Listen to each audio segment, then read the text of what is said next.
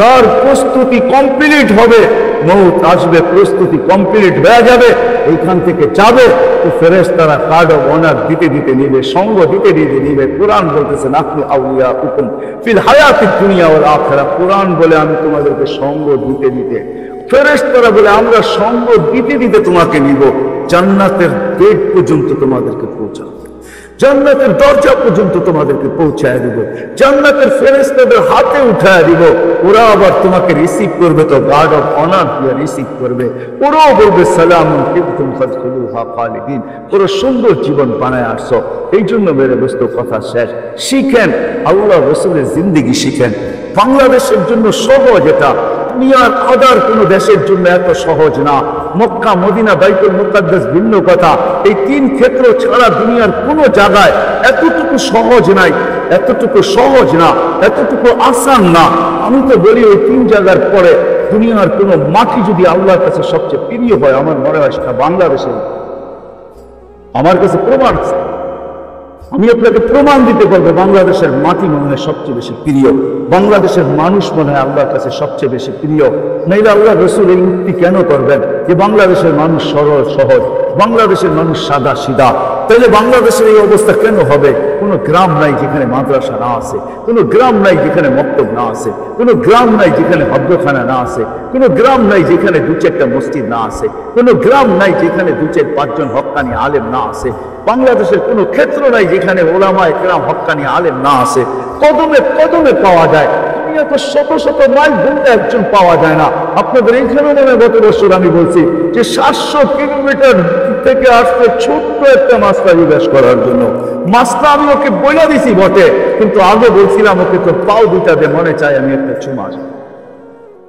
700 kilometre দূর থেকে আসছি, নব মুসলিম বলছে আমি মুসলমান, আমার মা বাবা মুসলমান না, আমার ইসলাম আমাকে কি বলে, আমার আল্লাহ আমাকে কি বলে, আমার রসুল আমাকে কি বলে, আমি কাফের মা বাবার সাথে ব্যবহার করব তো কিরকম করব?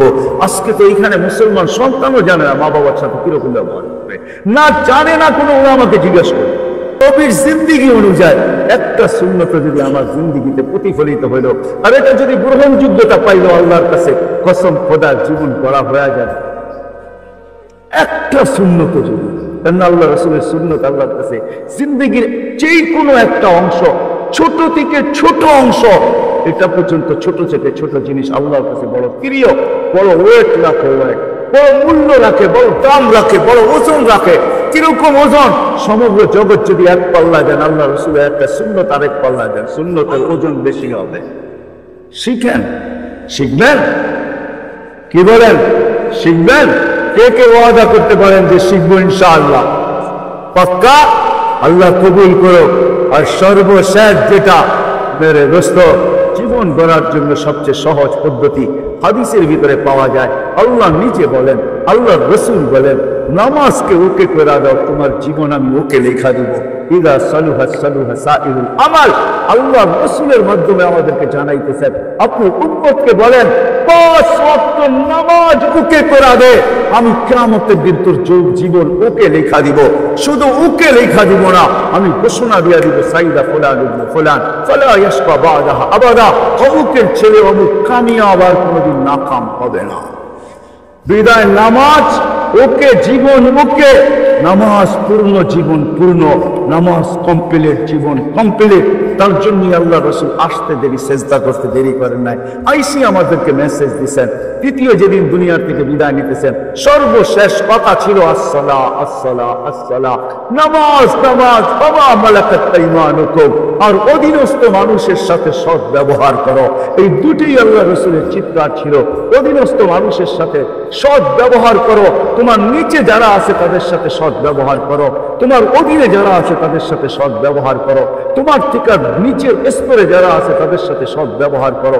আর নামাজ, এই জন্য আজকে ওয়াদা নিব আমি, বিশেষ করে যুবকদের পায়ে হাত রেখা বলবো, আজকের থেকে ওয়াদা করো, মা বোনরা পর্দার আড়ালে তাদের পায়ে হাত রাখবো যে আজকের থেকে আর নামাজের ওয়াক্ত হতে দেরি, আর মসজিদের থেকে আজান পয়সা আসতে দেরি, আমরা নামাজের সাথে আপোষ আর করব। ওয়াদা পাক্কা? আল্লাহ আমাদের সবাইকে আমল করার তৌফিক দান করেন। কি উঠা চলে যাবেন? কে কে হাত উঠান তো? চলে যাবেন? বুঝেন? কিন্তু শুধু আমরা আসি না, আমাদের সাথে আরেকজনও কিন্তু আসছে, যিনি চাবে না আপনি সর্বশেষ ঘোষণা নিয়ে যান, এটা উনি কোনোদিন চাবে না। কেননা সর্বশেষ ঘোষণা হবে ইরজিউ মাগফুরান লাকুম ক্বাদ বুদ্দিলা সাইয়্যাতিকুম হাসানাত, যাও তোমাদের গুনাহ মাফ। যেখানেই আমি থাকি, অট্টালিকায় থাকি আর কুড়ের ঘরে থাকি, আপনি আর আমি কিন্তু যাত্রী। হৃদয় যদি আপনি ভাবেন যে আমি যাত্রী, আমাকে গন্তব্য পৌঁছতে হবে, তাহলে প্রস্তুতি অবশ্যই নিতে হবে। এইখান থেকে যে প্রস্তুতি নিয়ে যাবে, সেই আখেরাতে ইজ্জত পাবে, সম্মান পাবে, স্থান পাবে, জায়গা পাবে। কেননা দুনিয়ার কোনো জিনিসের মাধ্যমে আল্লাহ কাউকে মূল্যায়ন করবে না। দুনিয়ার মানুষকে হাজারো জিনিস দ্বারা মূল্যায়ন করে। দুনিয়া হাজারো জিনিসের মাধ্যমে মূল্যায়িত হয়। কেউ যৌবন দ্বারা মূল্যায়িত, কেউ শিক্ষা দ্বারা মূল্যায়িত, কেউ দীক্ষা দ্বারা মূল্যায়িত, কেউ টাকা দ্বারা মূল্যায়িত, কেউ পয়সা দ্বারা মূল্যায়িত, কেউ পদ দ্বারা মূল্যায়িত। এমনও আছে যে মানুষ দেশ দ্বারাও মূল্যায়িত হয়। বুঝানোর জন্য বলতেছি, যেমন আমেরিকান মানুষ দেখলেই আমাদের চক্ষু কপালে ওঠে, আমেরিকা, ঠিক না? কি বিরাট বড় কিছু একটা, ঠিক না? মূল্যায়ন করি না আমেরিকান, ক্যানাডিয়ান, অস্ট্রেলিয়ান, ইউরোপিয়ান, ঠিক না? তো মানুষ জাগার দ্বারাও মূল্যায়িত হয়। গুলশানের মানুষ শুনলেই গুলশান, বনানী, ধানমন্ডি, সবাই ভাবে ওইখানে থাকে মানে বড় লোক।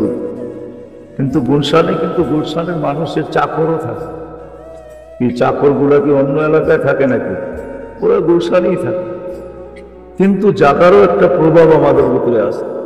দুনিয়ায় মূল্যায়িত হওয়ার হাজারো পন্থা আছে। এতগুলা গুনতে গেলে রাতও ছোট হয়ে যাবে, সময় কম হয়ে যাবে। হাজারো দেখানো যায় মূল্যায়িত হওয়ার। দুনিয়ায় হাজারো জিনিস আছে মূল্যায়িত হওয়ার। কিন্তু আমরা যেই জায়গার দিকে যাত্রী, যেইখানে আমরা পৌঁছবো, কসম খোদার, ওইখানে মূল্যায়িত হওয়ার মাত্র একটা জিনিসই আছে, কিচ্ছু না। এক জিনিস দ্বারাই ওইখানে মূল্যায়িত হবে। কোনো বংশ দ্বারা কেউ ওইখানে মূল্যায়িত হবে না। যদি হতো তাহলে আবু তালেব সবচেয়ে বড় মূল্য রাখার মতো ব্যক্তিত্ব ছিলেন। আবু তালেবের সবচেয়ে বেশি মূল্য হতো। আবু তালেব সাহেব কুরাইশি, শুধু কুরাইশি ছিলেন না, আবু তালেব হাশিমিও ছিলেন। আমি দুই একটা জিনিস আপনাকে দেখাই। শুধু হাশিমি ছিলেন না, আল্লাহ রসুলের চাচা সম্পর্কে আপন চাচা ছিলেন। শুধু চাচা ছিলেন না, ব্লাডের কানেকশন ছিল, ব্লাডের সম্পর্ক ছিল, রক্তের সম্পর্ক। যদি আল্লাহ রসুলের ছোঁয়া পাইলে ভাগ্য খোলে, তো যেই রক্ত আল্লাহ রসুলের শিরা উপশিরায় দৌড়াইতেছেন, ওই রক্তই কিন্তু আবু তালেবের শিরায় উপশিরায় দৌড়াইতেছে। চাচা বাবার জায়গায় হয়, আমার উক্তি আর যুক্তি না। আল্লাহ রসুল বলতেছেন আল আম্মু বিমানজিলাতিল আব। আজকে তো আমাদের সমাজে বাপেরই মর্যাদা নেই, চাচার মর্যাদা হবে তো হবে কর্তিকা। কিন্তু আল্লাহ রসুল কিয়ামতের সকাল পর্যন্ত চাচার মর্যাদা বুঝাইছেন, যে চাচা আর বাপ একই জিনিস। আল্লাহ রসুল সামনে বসায় বলছেন আল আম্মু বিমানজিলাতিল আব। চাচা বাপের জায়গায়, বাপের যতটুকু মর্যাদা চাচার অতটুকু মর্যাদা। আল্লাহ রসুল সারা দুনিয়ায় শিখাইছেন, শুনাইছেন, জানাইছেন। ওই চাচার শরীরে যে রক্ত, পাতিজার শরীরে একই রক্ত। ছোঁয়া পাইলে যদি ভাগ্য খোলে, আমি দুটা দেখাইতেছি, শুধু ছোঁয়া পাইলে ভাগ্য খোলে না, ছোঁয়া পাইলে আগুন পর্যন্ত হারাম হয়ে যায়। আনাস রাদিয়াল্লাহু তাআলা আনহু দস্তরখান ছিলেন, কখনো উনি আগুন পানি দিয়া পরিষ্কার করতেন না। যখনই পরিষ্কার করার প্রয়োজন হতো তো আগুনে নিক্ষেপ করতেন, আগুন ময়লা খায়া ফেলত, দস্তরখানকে চকচকা করে ফিরত দিত। এক সাহাবী জিজ্ঞাসা করছে, এই জাদু পাইলা তো পাইলা কোত্থেকে? বলছে এটা জাদু না, এটা আল্লাহ রসুলের হাতের ছোঁয়া। আল্লাহ রসুল এই দস্তরখানে খানা খাওয়ার পরে হাত পরিষ্কার করছেন, আল্লাহ রসুলের হাতের ছোঁয়ার কারণে। আগুন দস্তরখানের ময়লা তো খাইতে পারে, কিন্তু দস্তরখান খাইতে পারে না। যদি হাতের ছোঁয়া পাইলে আগুন এটাকে খাইতে না পারে, জ্বালাইতে না পারে, তো আবু তালেবের শিরায় উপশিরায় মুহাম্মদ রাসূলুল্লাহ সাল্লাল্লাহু আলাইহি ওয়াসাল্লামের একই বংশের রক্ত দৌড়াইতেছিল। 44 বছর বাতিজাকে বুকে রেখা পাচ্ছে। যদি ছোঁয়ায় ভাগ্য খোলে, আগুন স্পর্শ না করে, তো রক্তে তো আরো কিছু হওয়া উচিত ছিল, ঠিক না? কিন্তু আবু তালেব কি জান্নাতে যাবে? হ্যাঁ, কি বলেন আপনাদের ধারণা? না না না না, এটা তো ছোঁয়ার কথা বলতেছি। ইশারা করলে ভাগ্য খোলে। আল্লাহ রসুল যদি ইশারা করেন তো ভাগ্য খোলে। আল্লাহ রসুল গুইসাপকে ইশারা করছেন, আইয়ু হাদ্দাব। ওলামাদেরকে জিজ্ঞাসা করেন, গুইসাপের হাদিস আছে একটা মশহুর। আল্লাহ রসুল গুইসাপকে ইশারা করছেন, আইয়ু হাদ্দাব। ইশারা করতে দেরি, সে জীবিত হয়ে মাথা উঁচা করে চিৎকার দিতে দেরি করে নাই। গুইসাপের নিজের ভাষা আমি আপনাদেরকে বলতেছি, সে আরবি ভাষায় বলতেছিল, লব্বাইক ওয়া সাদাইক ইয়া যাইনা ওয়াফা ইয়াউমিল কিয়ামা। ও দুজাহানের বাদশা, আমার ভাগ্য খুলে গেছে। আপনি ইশারা করতে দেরি, আমার ভাগ্য খুলতে দেরি হয় না। যার ইশারায় ভাগ্য খোলে, যার ছোঁয়ায় আগুন ছুঁতে পারে না, যার ছোঁয়া লাগলে খেজুর গাছের ভাগ্য খোলা যায়। যেই খেজুর গাছে আল্লাহ রসুল পিঠ লাগায় জুমার নামাজের খুতবা দিতেন, যখন মেম্বর তৈরি হয়, আল্লাহ রসুল যখন মেম্বরে পা দিলেন, তো খেজুর গাছের থেকে বাচ্চার মতো কান্না আসতে শুরু করলো। পুরো মসজিদটা সবাই তাকাইতেছিল যে বাচ্চা নিয়ে আসছে কে, কোন বাচ্চাই বা কাঁদে। অনেক তালাশের পরে দেখলেন যে কোনো বাচ্চা না, এই কান্না তো খেজুর গাছ থেকে আসতেছে। আল্লাহ রসুল মেম্বর থেকে নামতে বাধ্য হইলেন, খেজুর গাছের উপরে হাত রাখতে বাধ্য হইলেন, আর তাকে সান্ত্বনা দিতে বাধ্য হইলেন যে হ্যাঁ, আমার ছোঁয়ার থেকে আজকে তুমি বঞ্চিত হয়ে গেলা বিদায়, তুমি চোখের পানি জড়াইতেছ, তুমি বাচ্চার মতো কাঁদতেছ। ঠিক আছে, আমি তোমাকে ছোঁয়াও দিব। আমার পায়ের নিচে, মেম্বরের নিচে যেইখানে আমি প্রথম পা রাখবো, ওইখানে তোমাকে দাফন করে দেওয়া হবে, গায়রা দেওয়া হবে। তোমার উপরে পা দিয়ে আমি প্রতি জুমায় মেম্বরে উঠবো। যখনই মেম্বরে উঠবো তো তোমাকে পায়ের ছোঁয়া দিয়েই উঠবো। আর শুনো, দুনিয়াতে তো তুমি আমাকে খেজুর খাওয়াইতে পারো নাই, ঠিক আছে, তোমাকে আমি জান্নাতেও নিয়ে যাব। আর তোমার জান্নাতের ভিতরে তুমি আমাকে খেজুর দিবে আর আমি খাবো। আমি কিসসা শোনানো আপনাদের উদ্দেশ্য না, আপনাদেরকে বোঝানোর উদ্দেশ্য যে খেজুর গাছ আল্লাহ রসুলের পিঠের ছোঁয়া পাওয়ার কারণে ধন্য হতে পারে। তো আবু তালেবের শিরায় উপশিরায় তো একই রক্ত দৌড়াইতেছিল, কিন্তু আল্লাহর কাছে আবু তালেবের কোনো পরিচিতি নাই। অথচ রসুলের ইশারায় ভাগ্য খোলে। গুইসাপ নিজে বলতেছে আমার ভাগ্য খোলা গেছে। আল্লাহ রসুল বলতেছে, তুই আরবি ভাষায় এত সুন্দর বলতেছিস, তো আর একটু জিজ্ঞাসা করি, লিমান তাবুদ, ইবাদত কার করিস? তো গুইসাপ বলতেছে, ফিস সামাই আরশুহু, যার আরশ আকাশে, অফিল আরদি সুলতানুহু, জমিনে যার রাজত্ব, অফিল বাহরি সাবিলুহু, সমুদ্রের ভিতরে যার রাস্তা, অফিল জান্নাতি রহমাতুহু, জান্নাতের ভিতরে যার রহমত, অফিল নার ইকাবুহু, জাহান্নামের ভিতরে যার শাস্তি। তো আল্লাহ রসুল বলে, আরেকটু জিজ্ঞাসা করি তোকে, মান আনা, আমি কে বল? তো বলতেছে, আনতা রাসূল রাব্বিল আলামিন, আপনার সমগ্র জগতের রবের রসুল, খাতামুন নবিয়্যিন, আপনার পরে কোনো নবী নাই। মান আমানা বিকা ফাস, যে আপনার গোলাম হবে ওর ভাগ্য আমার মতো খুলে যাবে। ওয়া মান কাযিবা খাবা ওয়া খাসির, যে আপনার গোলাম হবে না ও চির হতভাগা। ও মেরে দোস্ত, এটাই সত্য।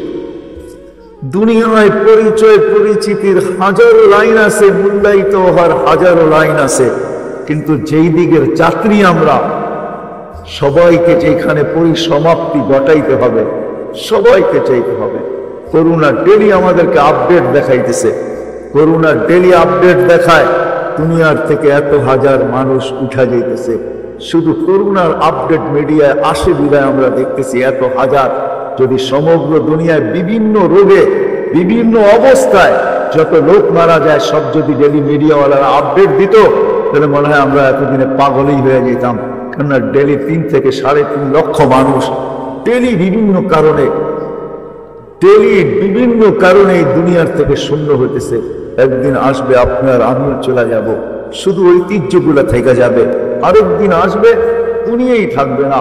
আজকেও হাজারো ঐতিহ্য আমাদের দেশেও আছে, অনেক ঐতিহ্য। সোনারগাঁও বেশি দূরে না, আপনাদের জেলারই একটা থানা।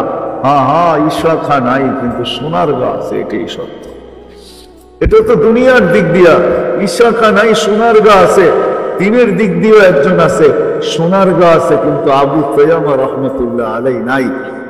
আবু তৈয়ামা নাই, যিনি 1268 সনে এই নারায়ণগঞ্জের সোনারগাঁর বুকের ভিতরে ইসলামের সর্বপ্রথম চেরাগ জ্বালাইছেন, মাদ্রাসার বুনিয়াদ রাখছেন। যেখানে উনি মাদ্রাসা বানাইছেন, উনার ওই লেখা, কি বলে এটাকে, লেখাটা আছে, যেটার ভিতরে উনি লেখা লাগাইছেন, ওটা লেখা আছে এখনো, সোল লেখার পাথরটা আছে, কিন্তু উনি নাই। এটাই সত্য। একদিন আসবে, আপনার আমি থাকবো না।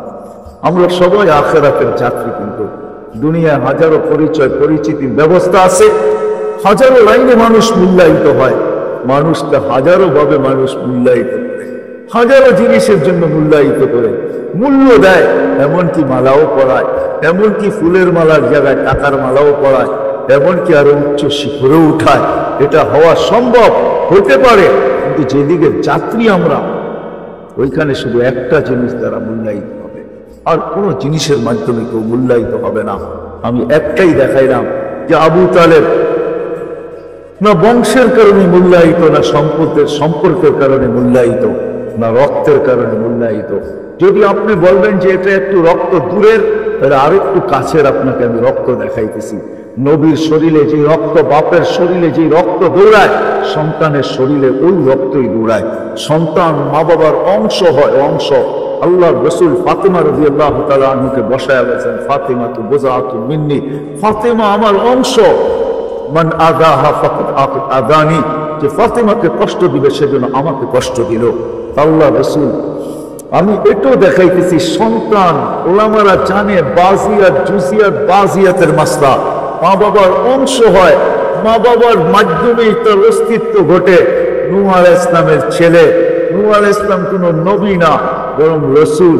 শুধু রসুল না, যাকে আদমে সানি বলা হয়, যার থেকে আবার মানব জাতি শুরু হয়। শুধু এইখানেই শেষ না, যিনি উলুল আজমি মিনার রসুল, 5 জন রসুলের ভিতরে একজন, যিনি নূহ আলাইহিস সালাম, উনার ছেলে। কিন্তু আল্লাহ বলতেছে ইন্নাহু লাইসা মিন আহলিক ইন্নাহু আমালুন গায়রু সালেহ। আল্লাহ বলতেছে তোমার কোনো পরিচয় পরিচিতি আমার কাছে নাই।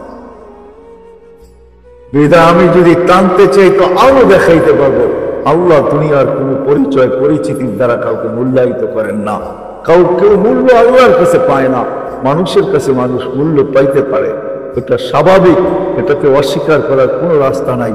মানুষ হাজারো ভাবে মূল্যায়িত হতে পারে, হাজারো ভাবে দামি হতে পারে, হাজারো ভাবে মানুষের শ্রদ্ধার পাত্র হতে পারে, হাজারো ভাবে সালাম পাইতে পারে, হাজারো ভাবে সম্মান পাইতে পারে। এটা নিয়ে আমার কোনো দ্বিমত নাই। কিন্তু এটা আকাশের নিচে, মাটির উপরে, এই ছোট্ট একটা দুনিয়ার পরিধির ভিতরে হতে পারে, যেটা 24,000 কিলোমিটার, এর চেয়ে বড় না। আমাদের এই দুনিয়াটা মাত্র 24,000 কিলোমিটার। এই 24,000 কিলোমিটারের পরিধির উপরে হতে পারে, পরিধির ভিতরে হতে পারে, জমিনের পিঠে হতে পারে, জমিনের পেটে না।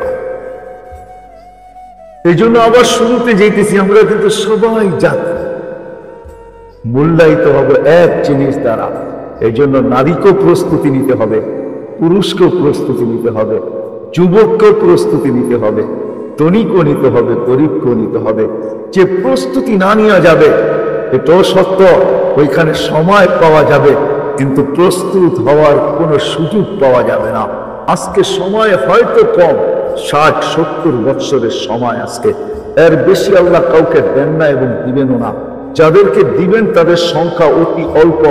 এটা আমার কথা না, আল্লাহ রসুলের কথা। আমার উম্মতি বাইনা 60 ও 70, কলিলুম মা ইয়াতাজাওয়াজুন।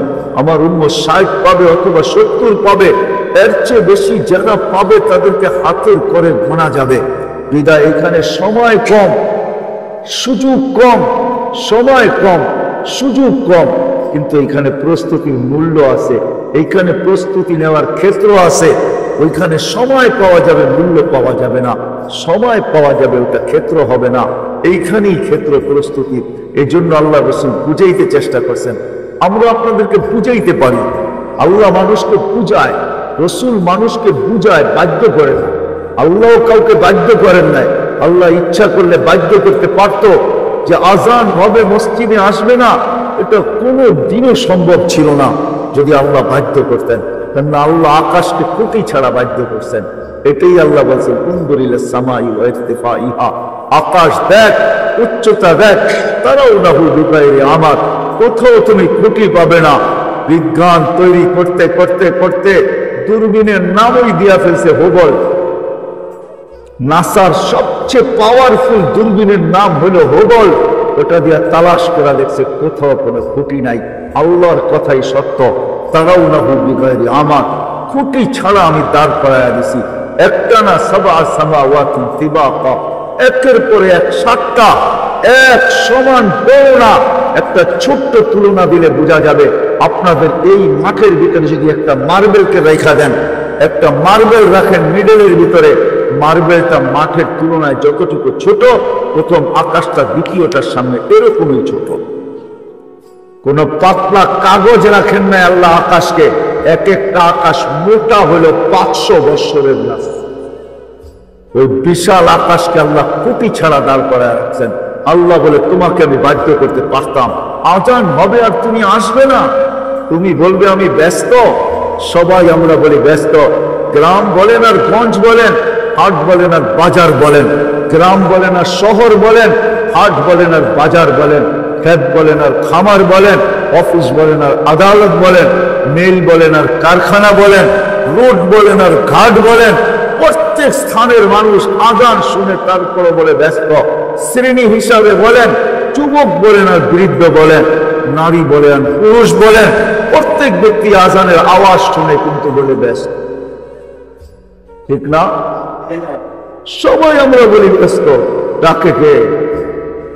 আল্লাহ ডাকে। আল্লাহ রাগ হয় না, রাগ হয়ে যাবেন। সামান্য দুনিয়ার পদের মানুষ ফোন করলে লঙ্গির খবর থাকে না, ঠিক না? লঙ্গি কোথায়? পায়জামা পরে তো একটা উপরে আরেকটা নিচে, প্যান্ট পরে তো একটা নিচে একটা উপরে, কোনো মতে টানতে টানতে খালি দৌড় দিতে থাকে। ডাকছে নাইলে জানি কি করে, সময় মতো না পৌঁছতে পারলে। সামান্য একটা পদের মালিক, যার হায়াত না নিজের হাতে না মৌত নিজের হাতে, যার ইজ্জত না নিজের হাতে না বেইজ্জত নিজের হাতে, যে 1 মিনিট পরে কি ঘটবে এটাও বলতে পারে না, 1 সেকেন্ড পরে কি ঘটবে এটাও বলতে পারে না। যুবক যদি জানতো যে ঢাকা 2500 হাইওয়ে ওভারটেক আমি করতে করতে ওই মোড়েই দাঁড়ায় আছে মালাকুল মউত, ওইখানে চাইতে দেরি দুনিয়া ওভারটেক করে আখেরাতে পৌঁছতে দেরি হবে না, তো সে কোনদিন কোনো গাড়িকে ওভারটেক করবে না। ওভারটেক করতে করতেই তো সে ওভারটেক করে দুনিয়া ওভারটেক আখেরাতে চলে যায়।